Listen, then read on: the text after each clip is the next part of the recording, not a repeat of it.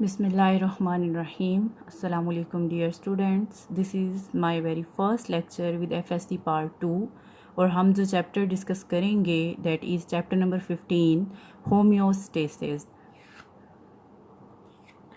Before going towards the definition of homeostasis हम कुछ concepts हैं होम्योस्टेसिस को लेकर, पहले हम उनको देखेंगे.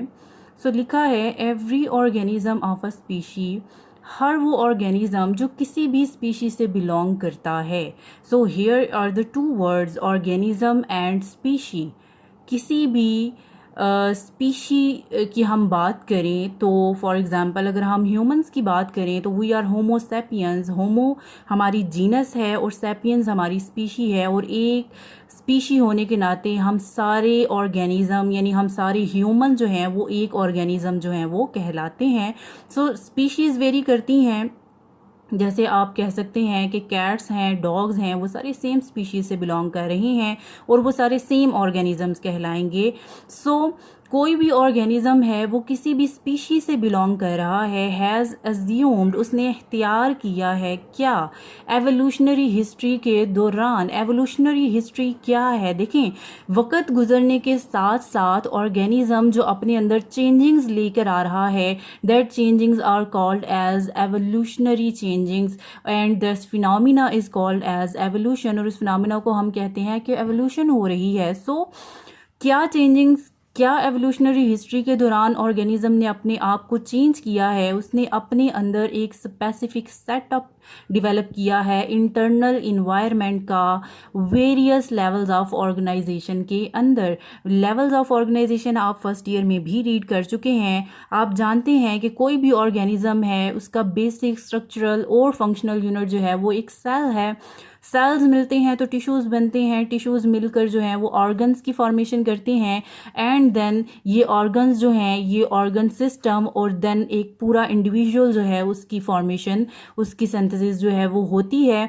सो वो जो पूरा इंडिविजुअल है वो किस तरह से काम कर रहा है, वो अपने एक इंटरनल इन्वायरमेंट को सेटअप करके उसको जो है वो चला रहा है. सूटेबल ऑर्गेनाइजेशन जो उसने की हैं वो अपनी सराउंडिंग्स के साथ की हैं. वो जो चेंजिंग्स उसने अपने अंदर किए हैं जिनको हमने एवोल्यूशनरी हिस्ट्री के अकॉर्डिंग स्टडी किया है, वो चेंजिंग्स अब उसके सराउंडिंग्स के साथ हैं. वो सराउंडिंग क्या है? External environment. सो देखें, कोई भी ऑर्गेनिज्म है बच्चे तो उसके साथ रिलेट कर रहे हैं दो तरह के इन्वायरमेंट्स. एक उसका इंटरनल इन्वायरमेंट है और एक उसका एक्सटर्नल इन्वायरमेंट है. सो क्या वजह है कि हम इस एक्सटर्नल इन्वायरमेंट और इंटरनल इन्वायरमेंट को डिस्कस कर रहे हैं? फॉर एग्जांपल अगर हम अभी इस सीज़न की बात करें तो ये जो सीज़न चल रहा है अभी जो है वो समर चल रहा है, गर्मियाँ चल रही हैं. तो आप ये चीज़ ऑब्ज़र्व करते हैं कि जब हम गर्मी में बाहर जाते हैं तो हमें स्वेटिंग होना शुरू हो जाती है. वो स्वेटिंग किस वजह से होती है? वो हमारा एक इंटरनल इन्वायरमेंट का सेटअप है जो हमने अडॉप्ट किया हुआ है, जो हमने अपने अंदर फिक्स किया है कि जब हमें गर्मी महसूस होगी तो हम स्वेटिंग करेंगे. स्वेटिंग करने का मकसद क्या है कि हम अपनी बॉडी के टेम्परेचर को नॉर्मल कर रहे हैं. वो नॉर्मल करना इस वजह से हमें हेल्प आउट करता है कि जब स्वेटिंग होती है, इर्द गिर्द से हवा जब हमें लगती है तो हमें ठंडक का एहसास होता है. जबकि फॉर एग्जांपल अगर बाहर भी गर्मी है, हमारी बॉडी का टेम्परेचर भी बहुत गर्म है, तो हमारा सर्वाइवल जो है उस सूरत में मुमकिन नहीं हो सकेगा. सो इसी वजह से हर ऑर्गेनिज्म वो किसी भी स्पीशी से बिलोंग करता है, उसने अपने इंटरनल इन्वायरमेंट को अपने एक्सटर्नल इन्वायरमेंट के लिहाज से क्या किया है? अडॉप्ट किया है. और ये वक्त के साथ साथ हुआ है जिनको हमने एवोल्यूशनरी हिस्ट्री का नाम दिया है. सो एक्सटर्नल इन्वायरमेंट की बात करें और उसके कंपोनेंट्स की बात करें तो ये फ्लक्चुएट्स करते हैं. फ्लक्चुएट्स मीन ये चेंज होते हैं मसलसल, कॉन्टीन्यूसली. हाउएवर जबकि ऑर्गेनिज्म की बात करें तो वो रेजिस्ट करता है, मज़ाहमत करता है और मैनेज करता है, अपने अंदर एडजस्टमेंट्स करता है ताकि वो अपने इंटरनल फ्लक्चुएशंस को मेंटेन करे नैरो रेंज के अंदर. फॉर एग्ज़ाम्पल, इसकी एग्ज़ाम्पल क्या है? अगेन आप गर्मी की ही ही एग्जांपल ले लें तो बाहर जितनी भी गर्मी पड़ रही हो, टेम्परेचर 50 डिग्री सेल्सियस तक चला जाए, 50 से अबव चला जाए, माइनस में चला जाए, हमारी बॉडी का जो टेम्परेचर है वो 37 डिग्री सेल्सियस तक रहता है। और नैरो रेंज जो है यानी बहुत लिमिटेड जो है वो रेंज हमारे पास दस्तयाब है ऑर्गेनिज्म को कि वो उस रेंज में अपने टेम्परेचर को क्या करेगा, मेंटेन करेगा। तो वो 36 से लेकर 38 तक मैक्सिमम हो सकता है। बाहर जितनी भी सर्दी है, बाहर जितनी भी गर्मी है, हमारी बॉडी का इंटरनल टेम्परेचर जो है वो 37 ही रहता है, जिसको हम कहते हैं कि ये ऑप्टिमम बॉडी टेम्परेचर होता है। इस लिहाज से प्रोटेक्ट कर रहा है ऑर्गेनिज्म अपने इंटरनल इन्वायरमेंट को from the harms of fluctuations, उन तब्दीलियों के नुकसानात से बचा रहा है जो कहाँ आ रही हैं, एक्सटर्नल इन्वायरमेंट के अंदर। So here is the definition, the protection of internal environment. Internal environment की प्रोटेक्शन, किसके इंटरनल इन्वायरमेंट, ऑर्गेनिज्म के इंटरनल इन्वायरमेंट की प्रोटेक्शन किससे, from the harms of fluctuation से, उन तब्दीलियों के बुरे असरात से जो किसके अंदर आ रही हैं, एक्सटर्नल इन्वायरमेंट के अंदर। इस फिनोमिना को हम होम्योस्टेसिस का नाम देते हैं। इसकी एटमोलॉजी अगर आप देखें, एटमोलॉजी कहते हैं ओरिजिन ऑफ वर्ड्स को, कि वर्ड्स ओरिजिनेट कहाँ से होते हैं। सो होम्योस्टेसिस दो वर्ड्स का मजमुआ है, is a combination of two words, जिसमें पहला वर्ड क्या है, homeo, that means home, stasis कहते हैं टू मेंटेन। अब हमारा यानी सिंपली अगर आप अपने घर की बात करें तो हम अपने घर को मेंटेन रखते हैं भाई, जितनी भी गर्मी है हम फैंस ऑन करेंगे, हम एसी यूज़ करेंगे, हम नहाएंगे। ये सारी चीज़ें हम इसलिए कर रही हैं ताकि हम अपने आप को भी और अपने घर को भी सेफ रखें। हम रोज़ाना घर को वॉश करते हैं, मेंटेन रख रहे हैं, उसको क्लीन रख रहे हैं। इसी तरह हमारे जो इंटरनल ऑर्गन्स हैं, जो हमारी इंटरनल बॉडी है, वो भी हमारा घर है, हमने उसको भी साफ रखना है। और उसको जो हम प्रोटेक्ट कर रहे हैं, जितनी भी तब्दीलियां आ रही हैं एक्सटर्नल इन्वायरमेंट के अंदर, उससे इस फिनोमिना को हम नाम देते हैं होम्योस्टेसिस का। हम अपने इंटरनल इन्वायरमेंट को बचा रहे हैं, किससे, एक्सटर्नल इन्वायरमेंट की तब्दीलियों से। So this was about the homeostasis. Then how homeostasis is maintained in organism. कोई भी ऑर्गेनिज्म किस तरह से होम्योस्टेसिस को मेंटेन करता है। होम्योस्टेसिस जो है वो रखती है इंटरनल फ्लक्चुएशंस, किसी भी ऑर्गेनिज्म के अंदर होने वाली तब्दीलियों को नैरो रेंज में। मैंने आपको बता दिया ये बहुत ही लिमिटेड चेंजिंग्स आती हैं। फॉर एग्जांपल मैंने आपको टेम्परेचर की एग्जांपल दे दी कि बाहर जितना भी टेम्परेचर है, हमारी बॉडी का जो ऑप्टिमम टेम्परेचर है वो 37 ही रहेगा। 37 से बिलो या ज़्यादा 36, 38 तक जा सकता है। और ये जो फ्लक्चुएशंस हैं, ये जो चेंजिंग्स हैं, इसको कंट्रोल करने के लिए कुछ सिस्टम्स जो हैं वो ऑर्गेनिज्म डेवलप करते हैं, जिनको हम कंट्रोल सिस्टम्स का नाम देते हैं।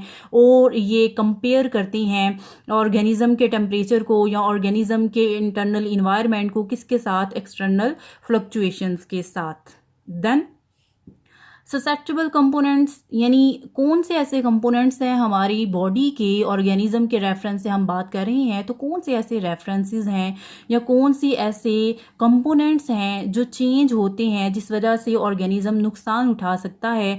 तो जो मोस्ट ससेप्टेबल कंपोनेंट्स हैं, ससेप्टेबल मीन हसास कंपोनेंट्स हमारे इंटरनल इन्वायरमेंट के, जो इनको इफेक्ट कर सकती हैं फ्लक्चुएशन, चेंजिंग्स एक्सटर्नल इन्वायरमेंट की। उसमें वाटर है, सोल्यूट है, और क्या है, टेम्परेचर है। वाटर क्या है, देखिए हमारे अंदर पानी का एक बैलेंस है, अल्लाह ताला की कुदरत है। आप बायोलॉजी में इस चीज़ को ऑब्जर्व भी करते हैं कि जब गर्मियां हैं तो हम अलॉट ऑफ पानी जो है वो ड्रिंक करते हैं, लेकिन वो in the form of sweating, in the form of urine हमारी बॉडी से रिलीज भी हो जाता है। सो ऐसा नहीं है कि हमारे पास अगर पानी की बहुत ज़्यादा ज़्यादती है तो हम अंधाधुंध पानी पी के जो है वो बैठ जाएं। अगर हम इस तरह करेंगे तो ये हमारी इंटरनल बॉडी को, इंटरनल सेल्स को नुकसान पहुंचाएगा। हर सेल को एक खास मिकदार में पानी की ज़रूरत है और वो खास मिकदार में ही पानी को क्या करेगा, कंज्यूम करेगा। अगर आप उससे ज़्यादा करेंगे तो वो सेल को नुकसान पहुंचाएगा और आपकी बॉडी को जो है वो इन अ डायरेक्ट वे जो है वो नुकसान पहुंचेगा। और ऐसा भी नहीं है कि हम जो कुछ खाते हैं वो हम खा कर बैठ जाते हैं, हम जो हैं वो एक्सेस जो है उसकी या जो वेस्ट प्रोडक्ट्स हैं उनको एक्सक्रीट कर देते हैं।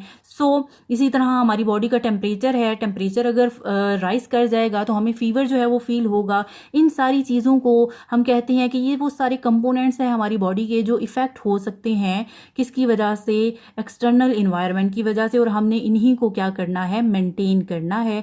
मैकेनिज्म क्या है रेगुलेशन के, ऑर्गेनिज्म किस तरह से रेगुलेट करते हैं होम्योस्टेसिस को। 3 जो हैं वो हमें टाइप्स यहाँ पर नजर आती हैं। First one is called as the osmoregulation. Osmo का वर्ड जहाँ पर भी आता है इसका मतलब होता है पानी, यानी ये वाटर के साथ रिलेट करता है। रेगुलेशन मीन उसको चलाना, यानी ओस्मो रेगुलेशन पानी को किस तरह से हम अपनी बॉडी में मेंटेन कर रहे हैं, ओस्मो रेगुलेशन में इसको हम देखते हैं। एक्सक्रीशन में हम नाइट्रोजनस वेस्ट जो हैं हमारी बॉडी के, उनको अपनी बॉडी से बाहर रिमूव करती हैं। थर्मो का वर्ड जहाँ पर भी आता है डेट मीन्स टेम्परेचर, और रेगुलेशन मीन टेम्परेचर रेगुलेशन जो हमारी बॉडी के अंदर हो रही है उसको भी देखेंगे। ये 3 बेसिक मैकेनिज्म हैं जिनको हम इस पूरे चैप्टर में डिटेल के साथ जो है वो देखेंगे। Then first one is the osmoregulation. इसको किस तरह डिफाइन किया जाता है, mechanism of regulation generally between organism and its environment of solutes and the gain and loss of water is called as osmoregulation. कोई भी cell है, cell के अंदर पानी है और सिर्फ पानी नहीं है, उसके अंदर सॉल्यूट्स भी मौजूद हैं। देखिए कोई भी सोल्यूशन जब बनता है, सेल के अंदर भी डिफरेंट सोल्यूशंस काम कर रहे हैं, सिर्फ पानी अकेला नहीं है, हम मिनरल्स भी ले रहे हैं। हम जो अपनी फूड ले रहे हैं उसमें कार्बन है, हाइड्रोजन है, ऑक्सीजन है, नाइट्रोजन है, फास्फोरस है, कैल्शियम है, ये सारी चीज़ें भी हमारे सेल का हिस्सा बन रही हैं। और हर वो चीज़ जो हम माइनर क्वांटिटी में अपनी बॉडी में लेकर जाते हैं उसको हम सोल्यूट कहते हैं, और जो ज़्यादा क्वांटिटी में लेते हैं वो सॉल्वेंट कहलाती है। और सॉल्वेंट और सोल्यूट मिलकर क्या बनाती हैं, एक सोल्यूशन बनाते हैं। तो सॉल्वेंट जो है वो क्या है, पानी, और पानी के अंदर क्या चीज डिजॉल्व है, सोल्यूट्स। तो इन सोल्यूट्स को हमने एक बैलेंस क्वांटिटी में लेना है। मैंने आपको पहले बताया कि बाहर जितना भी पानी हो, हम ये नहीं करेंगे कि हम सारा पानी पीकर बैठ जाएं। हम अपनी बॉडी की जरूरत के, नीड के अकॉर्डिंग जो है वो पानी क्या करते हैं, कंज्यूम करते हैं। इसके साथ साथ जो हम गेन कर रहे हैं या लॉस कर रहे हैं पानी को, इसको हम कहते हैं ओस्मो रेगुलेशन का फिनामिना। देन नेक्स्ट जो हमारा मैकेनिज्म है डेट इज़ द एक्सक्रीशन। ये वो मैकेनिज्म है जिसमें हम एलिमिनेट करते हैं वेस्ट प्रोडक्ट्स को जो मोस्टली नाइट्रोजनस टाइप के होते हैं, इसको हम एक्सक्रीशन का नाम देते हैं। ये भी बहुत ज़रूरी प्रोसेस है, हम सिर्फ खाकर बैठ नहीं सकते जब तक हम एक्सेस जो क्वांटिटी में हमारी बॉडी में नाइट्रोजनस वेस्ट बन रहे हैं उनको हम एक्सक्रीट भी करेंगे। Then third one is the thermoregulation. Thermo mean temperature, ये मेंटेनेंस है इंटरनल टेम्परेचर की within a tolerable range is designated as, इसको हम डेजिग्नेट करते हैं एज थर्मो रेगुलेशन के तौर पर। देन कंट्रोल सिस्टम्स की बात करें होम्योस्टेसिस में तो हमें 3 कंपोनेंट्स नजर आते हैं जो होम्योस्टेसिस को कंट्रोल करते हैं, वेरी इंपॉर्टेंट। उसमें पहला कंपोनेंट जो है उसको हम रिसेप्टर्स कहते हैं, second one is the control system and third one is the effectors. Very easy example से अगर मैं आपको समझाऊं, मैंने आपको पहले भी कहा, आप इस वक्त हमारा समर जो है वो सीज़न चल रहा है, आप गर्मी में बाहर चले जाएं, आप थोड़ी देर बाहर जाएंगे तो आपकी बॉडी में मौजूद रिसेप्टर्स, जो हमारी स्किन है उसके पास जो है वो सेंसरी ऑर्गन्स मौजूद हैं जिनको हम रिसेप्टर्स का नाम देते हैं। हमारी स्किन जो है वो डिटेक्ट, महसूस कर लेती है सबसे पहले किसी भी चेंज को। सर्दी आए, गर्मी आए, हमारी स्किन सबसे पहले उसको क्या करती है, महसूस करती है। आप गर्मी में बाहर निकले, आपकी बॉडी के रिसेप्टर्स यानी कि जो रिसीवर्स हैं उन्होंने क्या किया, इस मैसेज को रिसीव कर लिया कि आपको पता चल गया। कैसे पता चल गया आपको कि बाहर गर्मी है? रिसेप्टर्स हैं हमारी बॉडी में जिन्होंने इस स्टिमुलस को, इस मैसेज को रिसीव किया।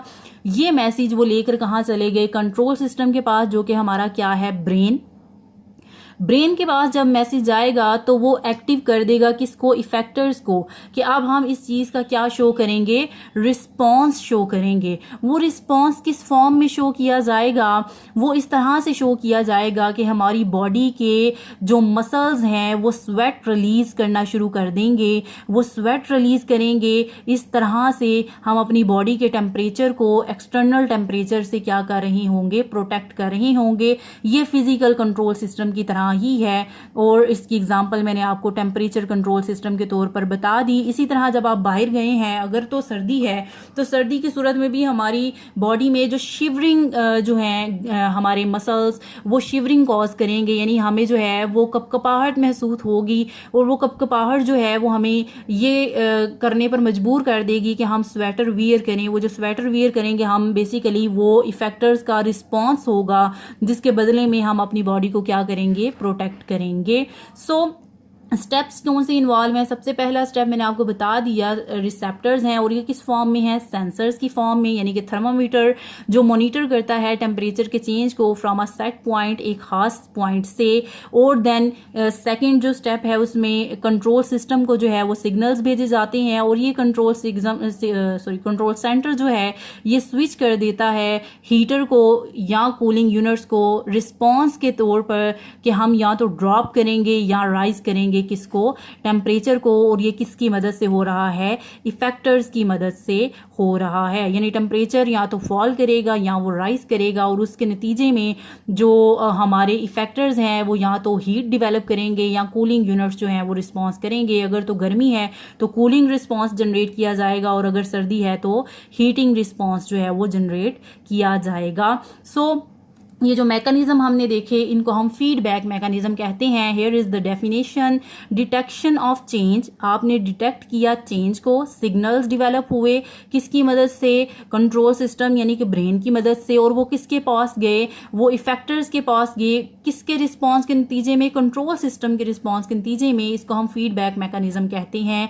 और इन दीज प्रोसेसेस एक इन्वर्स इफेक्टर रिस्पॉन्स भी निकलता है। फॉर एग्जाम्पल देखिए, मैंने आपको कहा कि आप गर्मी में खड़े हैं, स्वेटिंग होना शुरू हो जाएगी। आप स्वेटिंग से बचने के लिए आप घर में आए, आपने फैन ऑन किया, स्वेटिंग खत्म हो गई एक खास मुद्दत के बाद, यानी वो जो स्वेटिंग का आना था वो कौन सा फीडबैक था, पॉजिटिव फीडबैक था। अब चूंकि आप रूम में आ गए हैं, आपकी बॉडी का टेम्परेचर नॉर्मल हो गया है, तो उस सूरत में भी दोबारा जो है वो इफेक्टर का रिस्पॉन्स जाएगा किसको, ब्रेन को, कि अब हमें मजीद स्वेटिंग की जरूरत नहीं है। तो उसको हम जो नाम देंगे वो हम कहेंगे नेगेटिव फीडबैक मैकेनिज्म का जो है वो इसको नाम देंगे। सो आप यहाँ पर देख सकते हैं, this is the external environment. यहाँ पर जो फ्लक्चुएशंस हैं वो वाइड रेंज में हो रही हैं, और यहाँ पर भी एक कंट्रोल सिस्टम पाया जा रहा है जो इन फ्लक्चुएशंस को कंट्रोल करेगा। और ये हमारा सेल है, सेल के अंदर भी एक कंट्रोल सिस्टम पाया जा रहा है जो इन चेंजिंग्स को क्या करेगा, मेंटेन करेगा। तो सेल के अंदर आप देख सकते हैं जो फ्लक्चुएशंस आ रही हैं वो बड़ी नैरो रेंज में आ रही हैं। सेल अपनी बॉडी के टेम्परेचर को क्या करता है, मेंटेन रखता